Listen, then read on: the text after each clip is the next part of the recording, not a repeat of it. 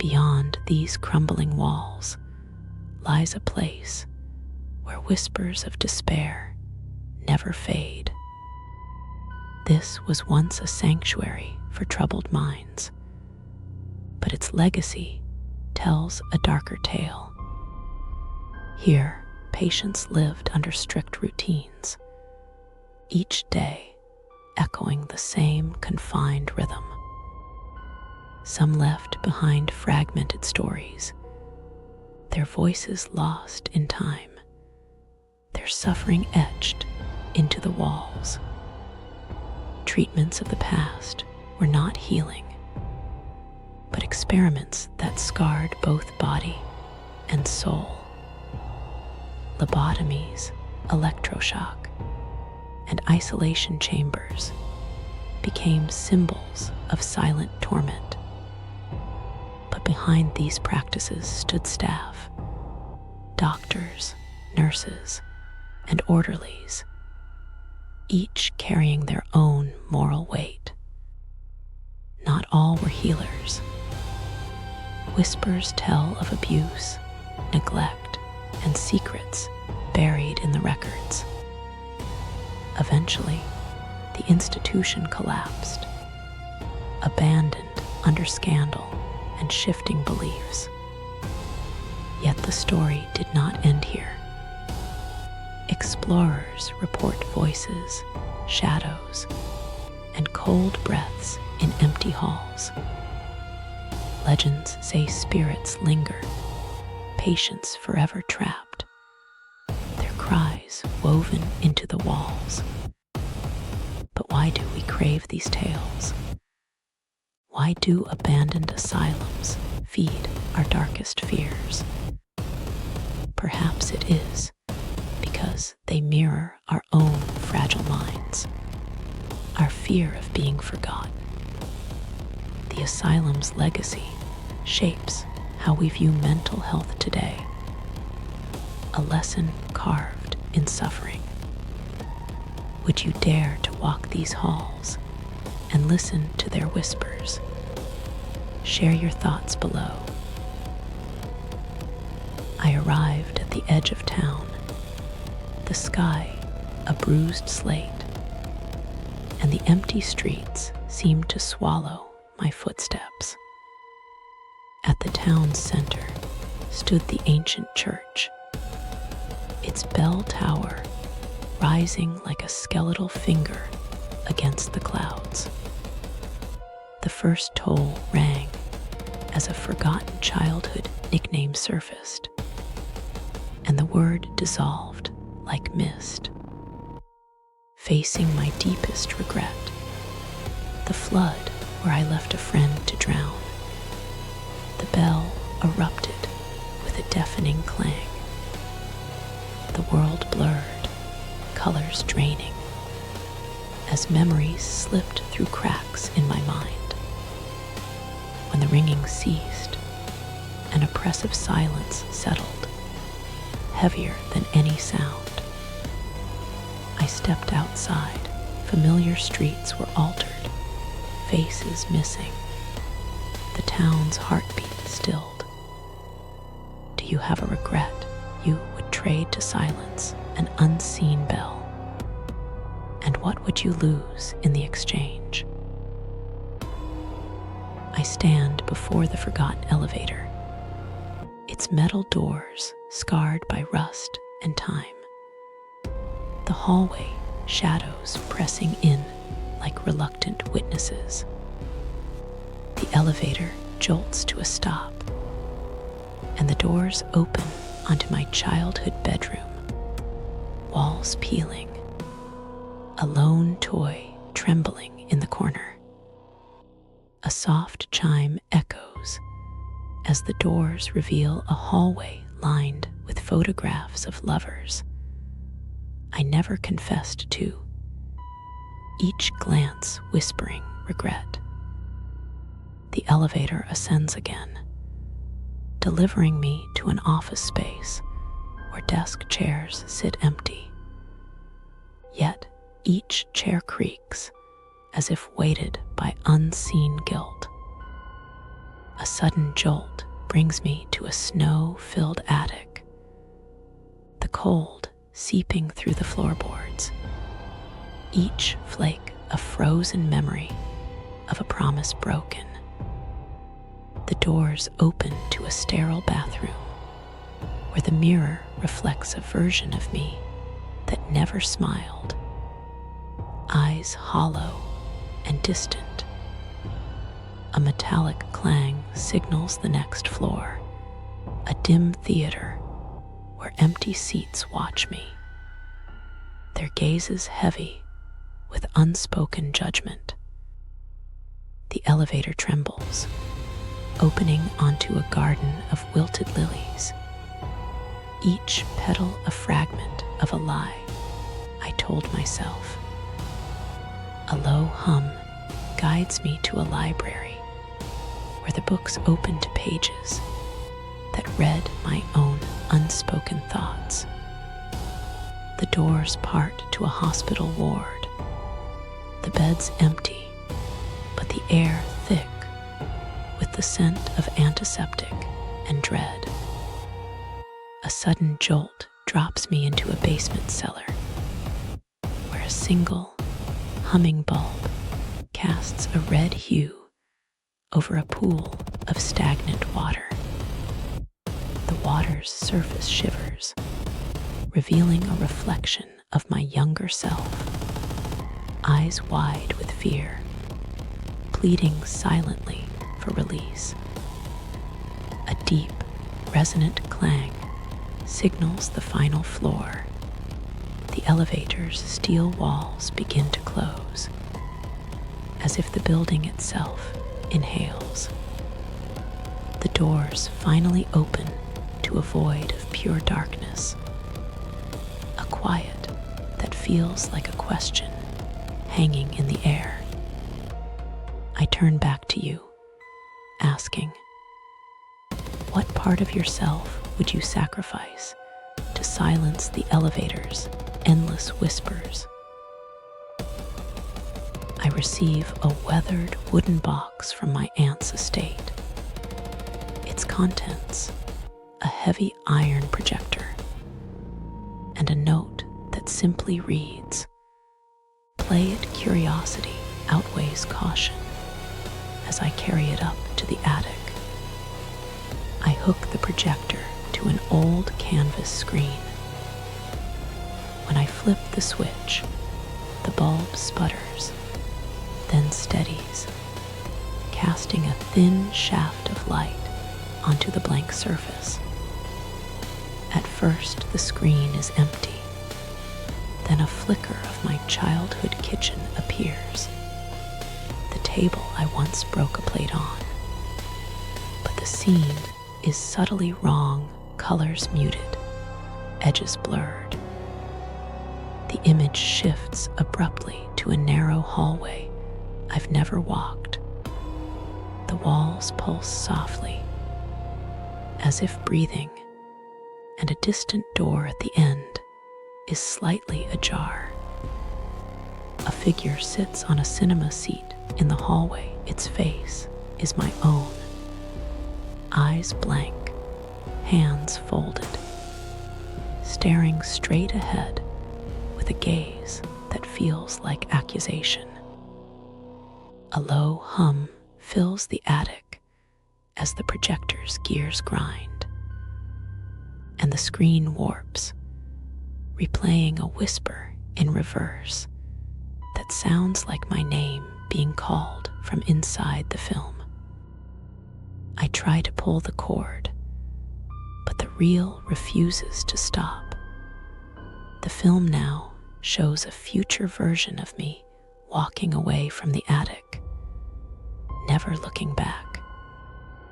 Images of friends and loved ones flicker, their smiles fading into elongated shadows that claw at the projected screen, as if trying to escape. The projected light begins to bleed, droplets of darkness dripping from the screen onto the attic walls, forming an inky pool at my feet. The light intensifies, casting hyper-elongated shadows that crawl across the rafters, their tips resembling thin, grasping fingers. Among the darkness, silhouettes appear, silent audience members made of static, watching my every move, their gazes fixed on the screen and on me. The silhouettes begin to mimic my gestures, but one lags, its head turning slowly toward me, as if acknowledging my presence. The projector slows. Each frame lingers on moments of regret, an unsaid apology, a missed train, a broken promise, each echoing louder in the attic silence. The final frame freezes on an empty theater seat. My hand, trembling, reaches toward it as the projection fades, leaving only darkness. The projector clicks off. The attic returns to silence, and I ask you, what would you watch if the film could see you? I return to my cramped apartment after a long day, the hallway dimly lit, and notice a narrow attic door slightly ajar, revealing a dusty corner where an ancient blank canvas leans against a cracked wall. Curiosity draws me closer. As I step into the attic, the canvas shivers, and a faint, ghostly outline of a face begins to emerge on its surface, as if a memory is being inked in the darkness. I reach for a paintbrush that was inexplicably waiting on a rickety table. The moment its bristles touch the canvas, a spectral hand forms, leaving a single crimson line that glows softly. As the line solidifies, a rush of cold air sweeps the attic, and I feel a sudden emptiness, as if a childhood song I loved has vanished from my memory. I continue painting, adding an eye to the portrait. The moment the pupil forms, the image of my mother's smile disappears from my mind, leaving me unsettled. Each brushstroke seems to demand a memory. After painting the mouth, the taste of my favorite tea is gone, and I find myself staring at empty teacups on a shelf. The portrait now resembles me, but the eyes are too deep, reflecting a void. A cold dread settles in my chest as I realize I am losing parts of who I am. Desperate, I attempt to stop, but the canvas exudes a soft, phosphorescent glow that spreads like ink, seeping into the floorboards and my skin. The painted figure's lips part, emitting a whisper that sounds like my own voice, urging me to finish the work before the darkness claims me completely. A sudden flash reveals a younger version of myself standing behind the canvas, eyes wide with sorrow, as if begging me to remember what I have lost. The canvas ripples like water, and I feel an invisible force pulling me toward its surface. My reflection stretches into the painted world. I am swallowed into the portrait, finding myself trapped inside a static, cold landscape where echoes of forgotten moments swirl around me like ash.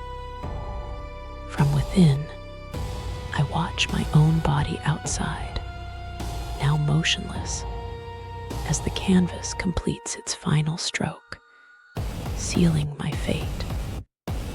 Summoning the last of my will, I smash the canvas with a shard of broken wood.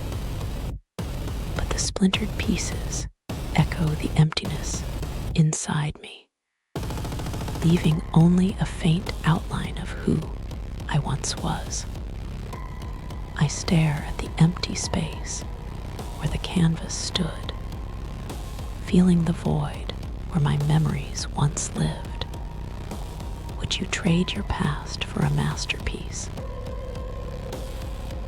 The night air presses against the thin windows of my apartment as I stare at the flickering bulb. A musty scent of old paper filling the room. A sudden crackle erupts from the radio, and a soft, reversed whisper drifts through the static, naming a childhood fear I've long tried to forget. Each night the broadcast returns, reciting details, names, dates, a scar on my left wrist that no one else could possibly know. The voice from the broadcast now emanates from the speakers, chanting my deeds, each sentence tighter than the last. I realize the broadcast feeds on listeners, each silent observer of phantom trapped within the static. The room's walls begin to pulse, the glow turning a deeper, almost blood red as the frequency spikes. I clutch the control panel, fingers slick with sweat, the switch labeled silence trembling under my touch. A sudden surge of static erupts as I pull the lever, the room shaking like a heart caught in a burst of pain. Silence falls. The screen blanks, the glow fades, but the echo of the voice lingers, asking a question I cannot ignore. I step back into the night, the city's whispers returning, and ask you, if the broadcast could hear you, what secret would you let it broadcast? I push open the heavy wooden door, and the corridor stretches ahead like a dark vein, the air heavy with dust and the faint scent of old paper.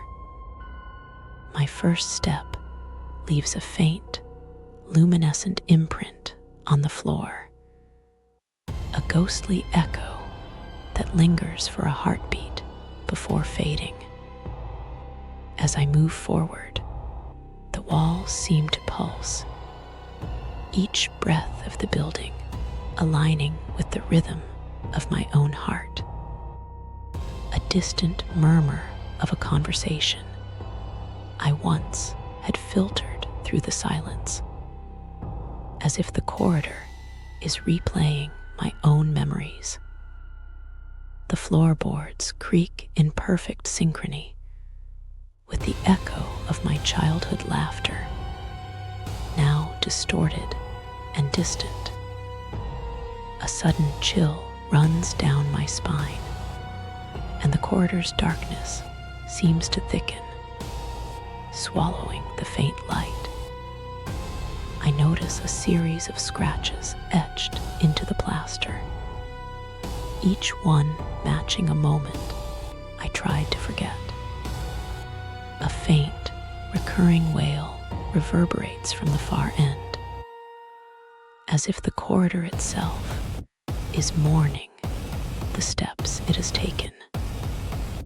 My breath becomes visible, forming tiny clouds that linger, as if the corridor wants to keep my presence forever.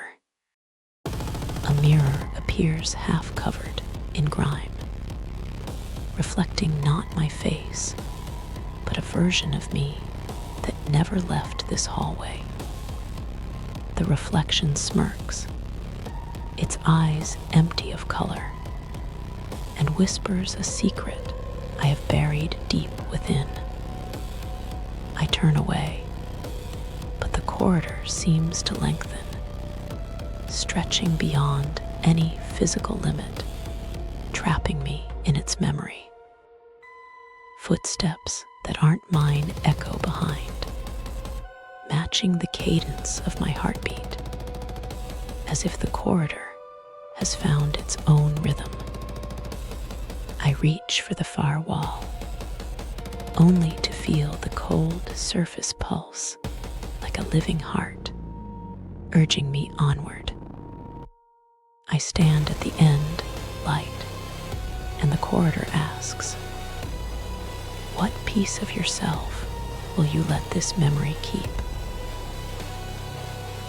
I pause at the end of my dimly lit hallway, the faint hum of the building's old ventilation echoing, when a wall panel that should be solid is subtly ajar, revealing a narrow wooden door I never remember seeing before.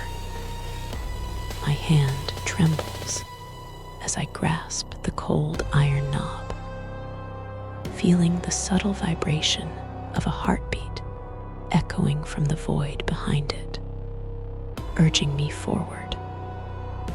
Beyond the doorway, a small room stretches impossibly long, its walls lined with countless cracked picture frames, each displaying a fleeting moment I have never lived.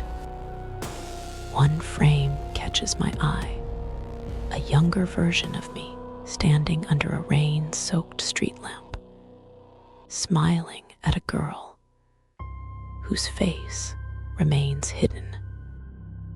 The room reacts, the windows glare with static lightning, and the ceiling drips a slow cascade of black ink. With each drop, a memory from my own past flickers in the darkness. A child's laughter, a mother's sigh, a lover's goodbye. The ink thickens, forming a towering column that rises toward the ceiling, its surface etched with countless names I cannot read. A soft voice emerges from the column, asking if I will add my own story before it collapses, sealing the room forever. I feel the weight of countless lives pressing on me. I write my name on the column with trembling fingers, sealing my fate. The column shudders and collapses, the room collapsing into darkness, and the door swings shut. What will you leave behind when the echo finally silences?